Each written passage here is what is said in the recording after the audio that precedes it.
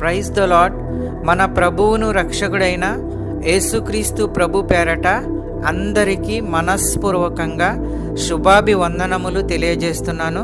ఈరోజు దేవుని యొక్క వాక్యము యోహాను సువార్త 14వ అధ్యాయము 1వ వచనం.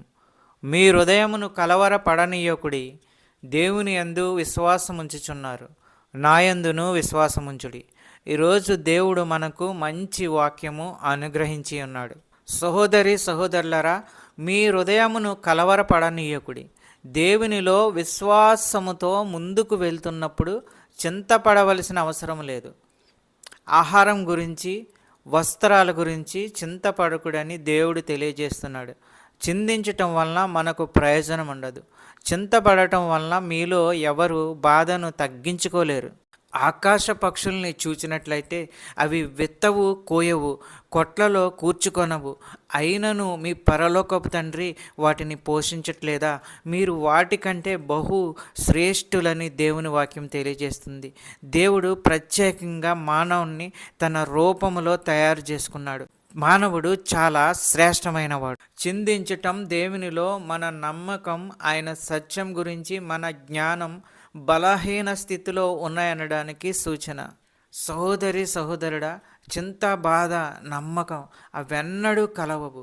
అతి క్లిష్ట పరిస్థితుల్లో అయినా సరే, సహజంగా ఆందోళన పుట్టించే సంఘటనలో అయినా సరే మనం చింతపడకూడదు. మనం విశ్వాసులమైతే దేవుడు మనలో, మన దగ్గర, మన చుట్టూ మనతో ఉన్నాడు. మన ఊహకు అందనంతగా మనల్ని ప్రేమించే తండ్రి ఆయన శక్తి పరిమితం అంటూ లేదు. దాన్ని ఆయన మన కోసం ప్రయోగిస్తాడు. ప్రియా సహోదరి సహోదరుడా, మనం చేయవలసిందల్లా నమ్మకంతో మన చింతలన్నీ ఆయనపై వేసి ఆయనలో, ఆయన వాగ్దానాల్లో విశ్రమించడమే. అనగా సంతోషంగా ఉండాలి. వాక్యమును బట్టి ప్రార్థన చేసుకుందాము. పరిశుద్ధుడా, ప్రేమగల తండ్రి, నీకు స్తోత్రములు, వందనములు. నీతి స్వరూపుడా, నీకే స్తోత్రములు.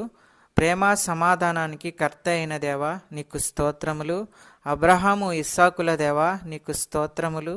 గడిచిన కాలమంతా నీ రెక్కల చాటున భద్రపరిచి మమ్మల్ని అందరినీ కాపాడుతున్న విధానాన్ని బట్టి నీకు స్తోత్రములు, వందనములు. నీతి స్వరూపుడా, నీకే స్తోత్రాలు, వందనాలు.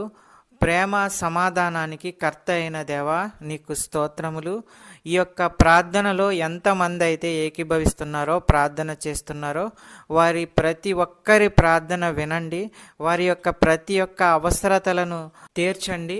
నీ కృపచేత ప్రతి ఒక్కరిని ఆశీర్వదించండి. నమ్ముతుండగా, విశ్వసిస్తుండగా అద్భుత కార్యాలు వారి జీవితంలో చేయండి.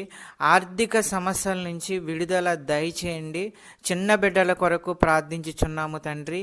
మీరే వారిని కాచి కాపాడండి. రాకపోకల యందు వారికి తోడై ఉండి కాపాడండి. మంచి చదువు, క్రమశిక్షణ వారికి దయచేయండి. కాలేజీకి వెళ్ళే స్టూడెంట్స్ గురించి ప్రార్థించుచున్నాము. మంచి క్రమశిక్షణ వారికి అనుగ్రహించండి. చదువులో దీవించండి. జాబు ప్రయత్నంలో ఉన్న వారి గురించి ప్రార్థించుచున్నాము. మంచి జాబు, మంచి ఉద్యోగము వారికి అనుగ్రహించండి. సంతానము లేని వారి గురించి ప్రార్థించుచున్నాము. ఆ కుటుంబంలో సంతానము అనుగ్రహించండి. అద్భుత కార్యాలు, ఆశ్చర్య కార్యాలు చేయండి. అనారోగ్యంతో ఉన్న వారి గురించి ప్రార్థించుచున్నాము. వారికి ఉన్న ప్రతి అనారోగ్యాన్ని తీసివేయండి, బాగు చేయండి. మంచి ఆరోగ్యము కలిగించండి. ప్రతి విధమైన వ్యాధులు స్వస్థపరచండి. మంచి ఆరోగ్యము అనుగ్రహించి కుటుంబాలని కాపాడండి. ఈ వాక్యం చూస్తున్న బిడ్డలందరినీ ఆశీర్వదించండి. ఈ యొక్క ప్రార్థనలో ఏకీభవించిన బిడ్డలందరినీ ఆశీర్వదించండి. కుటుంబాలను ఆశీర్వదించండి, కాపాడండి. శాంతి, సమాధానము, నెమ్మది అనుగ్రహించి అన్నిటిలో విజయము దయచేయండి. ప్రతి కుటుంబంలో ఉన్న వారి యొక్క అవసరతలను తీర్చండి. పెద్దవారిని, చిన్నవారిని ఆశీర్వదించండి, కాపాడండి, దీవించండి. మా ప్రార్థన విన్నందుకు వేలాది స్తోత్రాలు చెల్లించుకుంటున్నాము తండ్రి. యేసుక్రీస్తు ప్రభు పేరట అడుగుచున్నాను తండ్రి, ఆమెన్. ఈ యొక్క వాక్యములు షేర్ చేయండి, సబ్స్క్రైబ్ చేయండి, లైక్ చేయండి. దేవుని సేవలో పాలిభాగస్తులు అవ్వండి. మీకు అందరికీ వందనాలు తెలియజేస్తున్నాను.